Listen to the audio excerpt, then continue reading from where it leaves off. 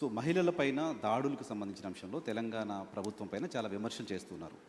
మహిళలపైన దాడులను అరికట్టడంలో ఫెయిల్ అయింది. గతంలో షీ టీమ్స్ ఉండే ఇంకేదో చేశాము, ఇప్పుడు అది ప్రాపర్గా లేదు అనే విమర్శ వస్తుంది. రీసెంట్గా కేంద్ర మంత్రి బండి సంజయ్ గారి కుమారుడికి సంబంధించిన అంశం ఒకటి ఉంది. దానిలో ప్రభుత్వం ప్రాపర్గా యాక్ట్ చేయలేదు లాంటి ఒక విమర్శలు మీ ప్రభుత్వం ఫేస్ చేస్తుంది. అంటే నేను అనేది మహిళల దాంట్లో నువ్వు పాత కేసులు ఇప్పుడు క్రైమ్ చూడు, మేము నియంత్రించింది చూడు, గతంలో జరిగిన బ్రూటల్ రేప్స్ కానీ టీఆర్ఎస్ లీడర్లే ఇన్వాల్వ్ అయ్యి మహిళల మీద చేసిన దాడులు కానీ అన్నీ లెక్క తీసుకో. ఎస్, నువ్వు అన్నది బండి సంజయ్ గారి వివాదం జరుగుతుంది. మొట్టమొదట 8th రోజు 8వ తారీఖు రోజు రాత్రి 7:30 గంటల 8 గంటల ప్రాంతంలో వాళ్ళ మదర్ పేట్ బషీరాబాద్ పోలీస్ స్టేషన్కి వచ్చి ఒక ఫిర్యాదు చేసింది, మా అమ్మాయి మీద లైంగిక దాడి జరిగింది, మీరు ఫిర్యాదు చేయండి అని. వితిన్ ఏ అవర్ మేము ఫోక్సో కేసులు కట్టి తల్లి ఇచ్చిన స్టేట్మెంట్ మీద రికార్డ్ చేసినాం. ఒక కంప్లైంట్ వచ్చినాక 24 గంటల లోపల ఆ అమ్మాయి బాధితురాలి స్టేట్మెంట్ తీసుకోవాలి. ఇక్కడ ఆ అమ్మాయి మైనర్ అనేది ఎవరు ప్రూవ్ చేయాలా? ఇమ్మీడియట్గా అమ్మాయితోనే వెళ్ళి స్టేట్మెంట్ తీసుకొని సెక్షన్స్ ఆల్టర్స్ చేసినాం.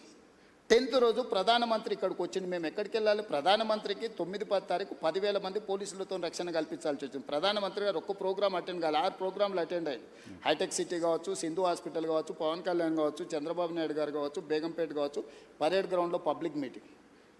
వేలాది మంది కార్యకర్తలు వచ్చినప్పుడు సిస్టమ్ మొత్తము 4 days కంటిన్యూస్గా 10,000 పోలీసు ఈ మొత్తం కమిషనరేట్లలో అందరూ అక్కడనే డిప్లాయ్ చేయాల్సి వచ్చింది. Prime minister security. చిన్న మిస్టేక్ జరిగితే ఏం జరుగుతుందో నీకు తెలియదేముంది. అందులో హైదరాబాద్ హై సెన్సిటివ్ సిటీ. రకరకాల దేశంలో ఏ మూలన ఐఎస్ఐ దాడులు జరుగుతూ కూడా దాని మూలాలు అప్పుడప్పుడు హైదరాబాద్లో వెళ్తూ ఉంటాయి.